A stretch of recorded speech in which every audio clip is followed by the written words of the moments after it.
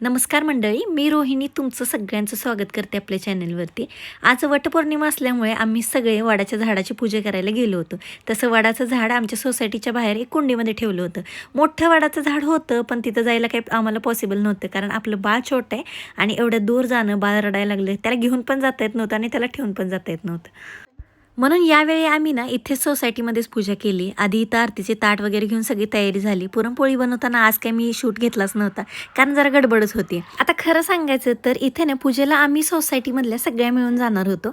मग तसं मला या जयश्री काकूंनी सकाळी सकाळी कॉल केला होता. मी म्हटलं आवरते, आणि मी आत्या आवरत होते, पण बाळ तेवढ्यात रडायला लागले, त्यामुळे आम्हाला जरा उशीरच झाला होता. मग तोपर्यंत काकूंनी त्यांचे वडाचे फेरे घेऊन थांबल्या होत्या वाट बघत. काकूंचं तोपर्यंत ओटी भरायचे चालू होते सगळ्यांची, आणि इथं आल्यानंतर आत्यांनी आणि मावशींनी दोघींनी आधी पूजा करून घेतली आणि त्यांच्यानंतर म्हटलं आम्ही पूजा करावी. तसं ऊन फारसं नव्हतं. इथं आत्यांनी ना आधी ओटी ठेवली आणि त्याच्यानंतर 2 पानाची विडे ठेवली. आता 2 कशासाठी, तर त्यांचा स्वतःचा एक आणि त्यांच्या सासूबाईंचा एक, असे 2 विडे पुजले होते. आमचं ना आमच्या सासूबाईंसोबत जसं बॉन्ड आहे ना, तसं सेम आमच्या आत्यांचं त्यांच्या सासूबाईंसोबत होतं.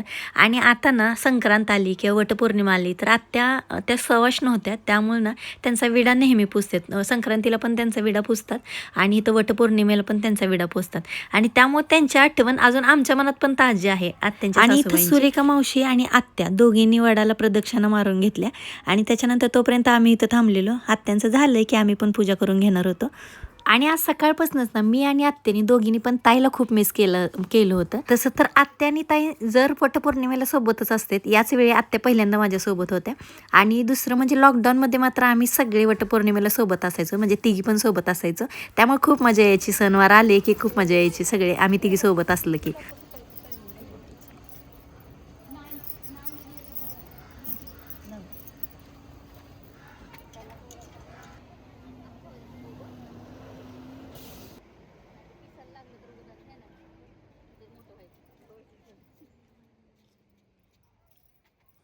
आता आम्ही इथं पूजा करून घेतली. मी आणि या पूजाताई आहेत, तर आम्ही दोघींनी मिळून पूजा करून घेतली आणि त्याच्यानंतर वडाला प्रदक्षिणा पण घातली. आमच्याकडे ना वटपौर्णिमेला जरा स्पेशल असं सूर्याच्या काड्या जाळल्या जातात.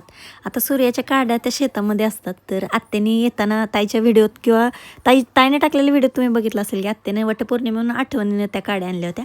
तर आम्ही दोघींनी पूजा करताना आत्याने त्या काड्या पण मला जाळायला सांगितल्या होत्या. म्हणजे आत्याला मी विचारलं आत्यांना की त्याचं काय महत्त्व आहे, तर आत्याला त्यांच्या सासूबाईंनी सांगितलं होतं. मग त्यांनी आम्हाला सांगितले, त्यामुळे आता ही आमच्यात तशी परंपराच आहे की त्या काड्या जाळायच्या. पण तसं पुण्यात त्या काड्या काही आम्हाला भेटत नाहीत, पण गावाकडनं आत्या येताना मी जर वटपौर्णिमेच्या पुढे येणार असेल ना, आत्या मला आठवणीनं देतात ते. तसं ना प्रत्येक ठिकाणी वटपौर्णिमेची पूजा करायची वेगवेगळी पद्धत असते. कोणाच्यात पोळ्या करतात तर कोणाच्यात पोळ्या करत नाहीत. कोणाच्यात शेवयाच्या खिरीचा प्रसाद दाखवतात, कोणाच्यात उंबऱ्याचा प्रसाद दाखवतात, उंबरं बनवतात. माझ्या माहेरी तर उंबरं बनवतात, पण सासरी इकडे जास्त कधी बघितले नाहीत उंबरं बनवलेली. तर तुमच्या इकडे पण वटपौर्णिमेला असं काही स्पेशल वेगळी पूजा असते का? तर ते मला कमेंटमध्ये नक्की सांगा. मला तुमचा अनुभव ऐकायला पण आवडेल. आता इथं आपली पूजा तर झाली, नंतर वडाला फेरे पण घेऊन झाले.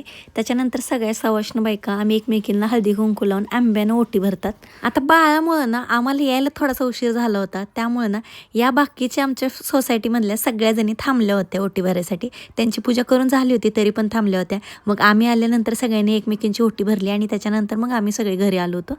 आणि इथं ना मावशी आणि आत्या एकमेकीची ओटी भरत होत्या. खरं सांगायचं तर आत्या इथं आल्यापासून ना पहिल्यांदाच एवढ्या सगळ्यांची ओळख आत्यांसोबत होते. आणि अजून एक, आत्या तशा सिंपल साडीवरतीच पूजा करणार होत्या, पण आज मी हट्ट धरला, आत्या हीच साडी नेसा. मी ही हट्ट धरत होते कारण मागच्या वेळी पुण्याने येताना मी ही साडी त्यांच्यासाठी घेतली होती आम्ही, तर ती साडी नेसण्यासाठी मी त्यांना हट्ट धरला होता.